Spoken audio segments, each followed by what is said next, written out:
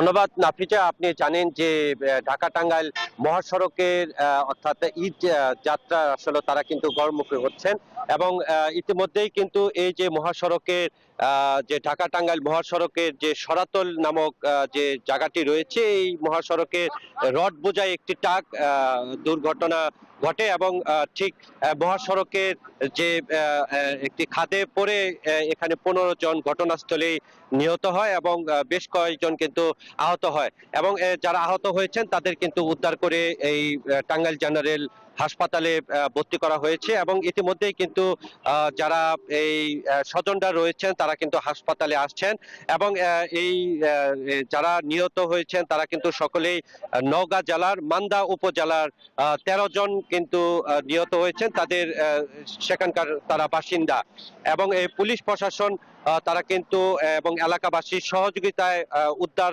করেছেন। সবকিছু মিলিয়ে বলা চলে যে এই ঈদ যাত্রায় আসলে এই দুর্ঘটনায় অর্থাৎ চালকের যে অসাবধানতার কারণে এই দুর্ঘটনাটি ঘটেছে বলে জানিয়েছেন। তো এই ছিল আমার কাছে সর্বশেষ দুর্ঘটনা নিয়ে। নাফিজা। জি আতিক, ধন্যবাদ আপনাকে আমাদের সঙ্গে যুক্ত হবার জন্য। আরে ঈদ লাগছে মনে